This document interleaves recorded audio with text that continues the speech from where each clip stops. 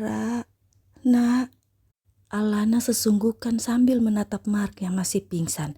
Mata yang menatap Mark itu sendu dan pilu, seperti merasa bersalah dan ingin minta maaf pada Mark karena tidak menjaga amarah dengan baik.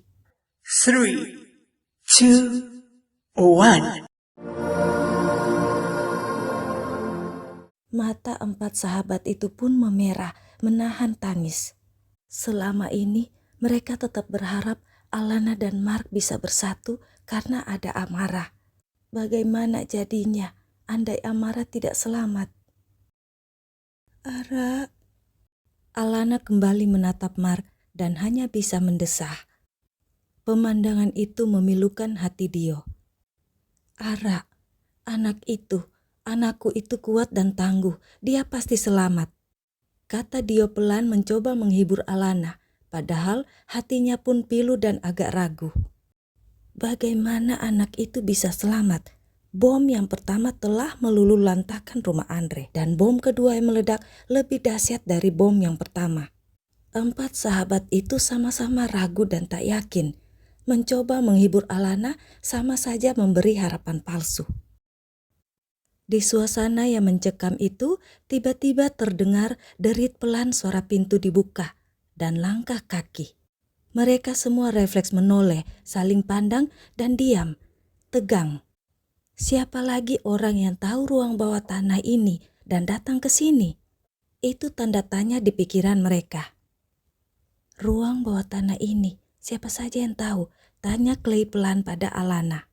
Setauku hanya Mark, Andre, aku, dan Ara. Juga Mike orangku itu, jawab Alana tak kalah pelan. Dan sekarang kami juga tahu, selah Steve. Iya, gak nyangka ada ruangan ini. Bos dan dokter benar-benar berdebah. Mereka berdua masing-masing punya ruang bawah tanah rahasia. Keluh Dio berkacak pinggang. Clay lagi-lagi menyikut dan memelototi Dio, minta Dio untuk diam. Tak lama kemudian, sesosok tinggi tampan terlihat. Orang itu juga tak kalah terkejut karena melihat begitu banyak orang di ruangan itu. Dewa, Alana berseru, Mom ada di sini? Mahadewa putra Dirgantara pucat pasi. Dia mundur pelan-pelan. Kau kenapa ada di sini, nak? Bukannya kau dengan teman-teman sekolahmu sedang studi tour di Australia? Mom, itu aku, Dewa. Dewa tergagap dan mematung. Dia terlihat takut karena sudah ketahuan dia bohong. Alana berlari langsung memeluk Dewa. Nak, kau tidak apa-apa? Kau harus jelaskan pada Mami. Alana memeluknya dan memeriksa wajah Dewa. Nak, kau benar-benar tidak apa-apa. Kenapa kau bisa ada... Kalimat Alana langsung terhenti mendengar rintihan itu. Empat sahabat langsung mendekati Mark dan Andre. Dokter kepala menunjuk pada Mark. Sepertinya dia sudah siuman. Aku akan memeriksanya, kata dokter kepala. Mereka lega. Dad, Dewa berseru langsung memegang tangan Mark. Alana terpaku melihat itu. Mark, apa kau bisa mendengar suaraku? Tanya dokter kepala memeriksa mata Mark. Mark melihat sekeliling dan tatapannya berhenti pada Alana. Nak, kau, Ara, mana? Mark bergumam. Empat sahabat terdiam. Selalu Alana dan Ara. Hanya dua nama itu yang selalu ada di pikiran Mark. Secara otomatis mereka menatap Dewa. Dia tidak pernah ingat pada kita-kita, gerutu Dio. Lagi-lagi Clay menyikutnya dan melirik pada Dewa. Apa Dewa merasa kecewa karena Mark tidak menyebut namanya? Padahal dia anak laki-lakinya. Tapi Dewa pura-pura bersikap tenang, walaupun tidak bisa memungkiri hatinya sedikit teriris.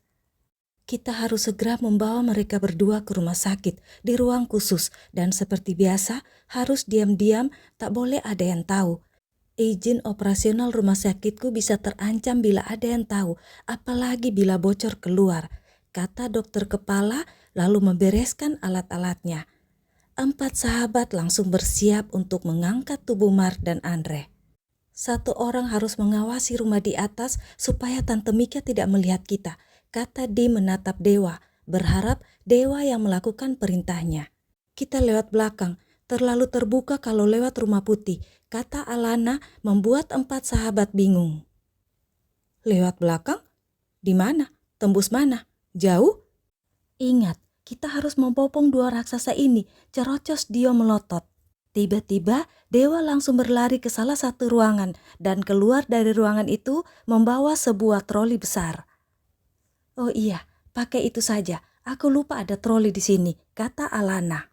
Alana lalu mengalasi troli itu dengan selimut yang dipakai mengangkat Andre tadi. Dan 4 sahabat langsung mengangkat tubuh Mark dan Andre ke atas troli. Dan mereka berjalan mengikuti Alana di depan seperti sebuah barisan tentara. Lorong ini ternyata besar juga, bisa dilewati motor, bahkan mungkin bisa dilewati becak. Sejak kapan bos membangun ruang bawah tanah rahasia ini, juga lorong ini? Kali ini Steve yang bertanya sambil mendorong troli bersama Dio. Iya, benar-benar gak nyangka ada ruang bawah tanah ini. Padahal rumah putih ini kita yang bangun saat kita kalah taruhan. Sama sekali tak menduga, tak terpikirkan kalau Mar akan membangun ruang rahasia ini. Kata Dim pelan. Gue jadi penasaran di mana ujung lorong ini, tambah Clay. Setelah hampir 10 menit mereka berjalan, Alana berhenti. Mereka pun ikut berhenti dengan tanda tanya. Karena mereka sama sekali tidak melihat ada jalan lain apalagi sebuah pintu di situ. 4 sahabat itu mengamati sekitarnya. Mereka mencari di mana jalan yang akan mereka lewati untuk keluar dari lorong rahasia itu. Kita harus mengangkat mereka satu persatu, tidak bisa pakai troli lagi. Lorongnya hanya ukuran untuk 1 orang, kata Alana dan berjalan mendekati sebuah dinding, menekan sebuah tombol yang sama sekali tidak terlihat. Dinding tanah itu bergerak dan bergeser. Dio hanya bisa menggaruk-garuk kepalanya yang sama sekali tidak gatal. Aku akan mengangkat Mark di punggungku, kata Steve yang memang berbadan besar seperti Mark. Mereka pun dengan cepat mengangkat tubuh Mark dan Andre. Sampai sekitar 100 meter setelah mereka melewati lorong sempit itu, mereka tiba di sebuah ruangan yang lebih lebar. 4 sahabat itu melihat sebuah pintu. Dan setelah mereka masuk melewati pintu itu, mereka menyadari itu sebuah rumah. Dan di situ terparkir mobil dokter kepala. Dari luar, rumah itu tampak seperti rumah-rumah lain yang ada di sekitarnya. Rumah putih kecil yang tak jauh dari situ terlihat sebuah danau. 4 sahabat itu cuma bisa terkagum-kagum, begitu juga dengan dokter kepala. Tadi waktu masuk tempat ini, aku tak sempat memperhatikan karena tegang dan takut. Tempat ini kecil dan sederhana, tapi indah, seperti tempat yang kuinginkan saat nanti aku pensiun, kata dokter kepala.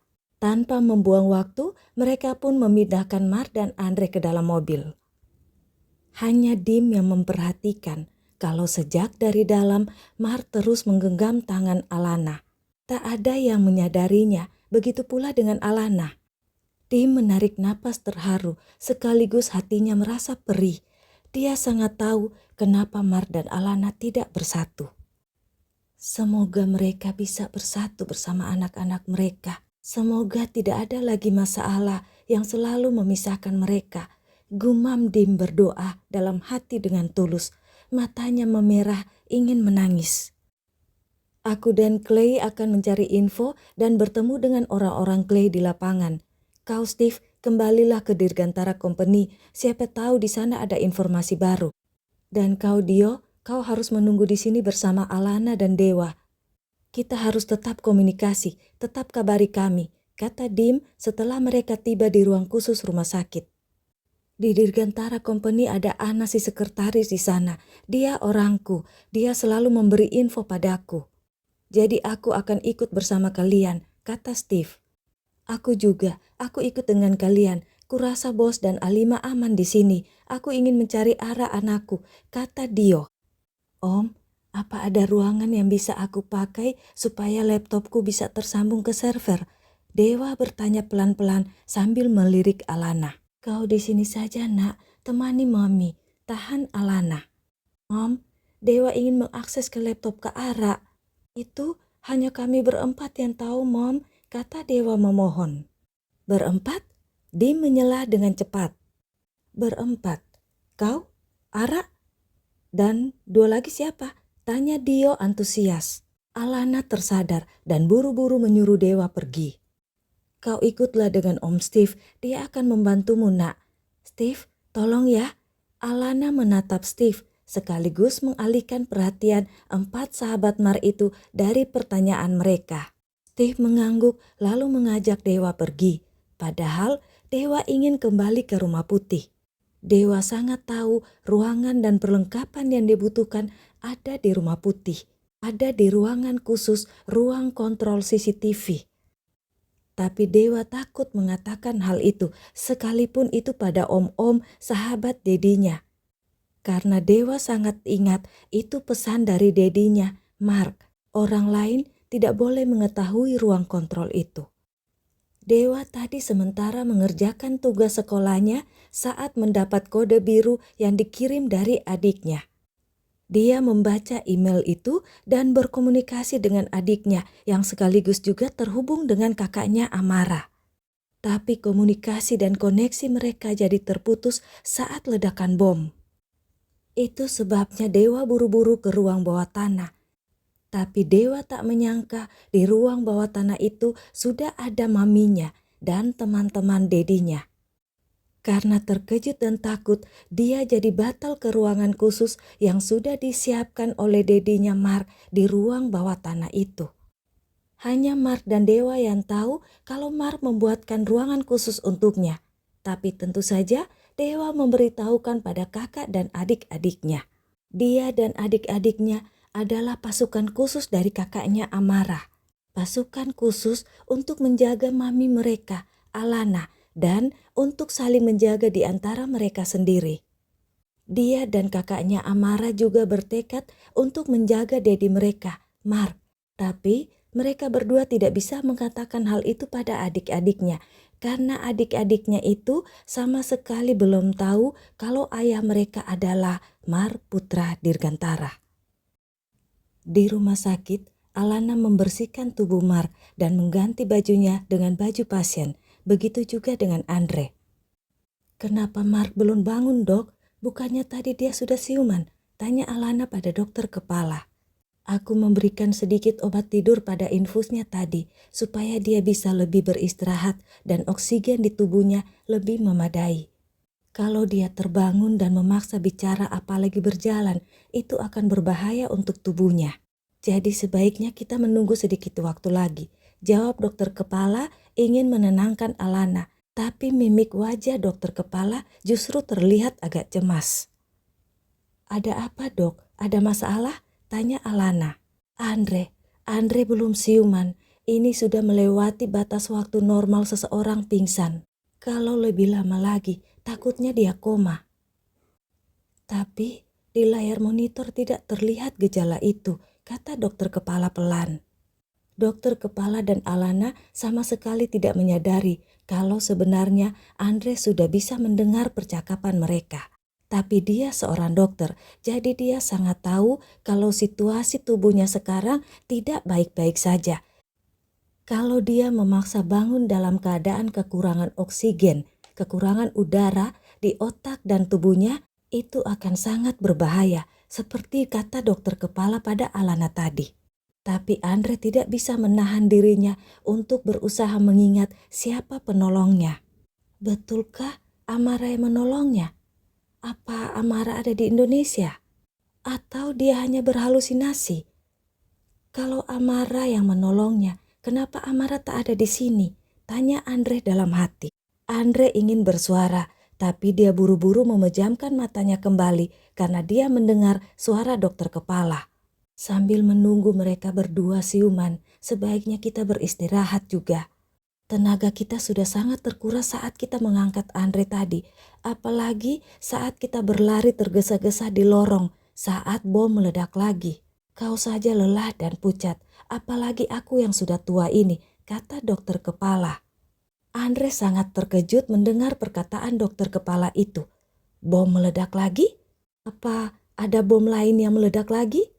Andre merasa bingung dan panik, tapi perhatiannya teralihkan karena telinganya mendengar suara Ishak pelan. Itu suara Alana. Andre lalu menggerakkan kepalanya pelan-pelan, ingin melihat Alana. Dia melihat dokter kepala yang menepuk-nepuk pundak Alana yang menangis. Tenanglah, anakmu itu pasti selamat. Dia keras kepala memilih tinggal, padahal dia tahu bomnya akan meledak. Dia terlihat sangat percaya diri. Kita hanya bisa berdoa, semoga dia selamat dan baik-baik saja. Dan semoga mereka menemukannya, bujuk dokter kepala sambil mengelus kepala Alana dengan lembut. Ara, nak, jangan tinggalin mami. Alana merintih. Apa? Bom meledak lagi dan Andre tiba-tiba bangun mengejutkan dokter kepala dan Alana. Tapi sejurus kemudian dia pingsan lagi. If you tell me you leaving, I'll make it easy. You'll not be alone. Sampai jumpa di part berikut, My Dearisti. Bye-bye. Mwah.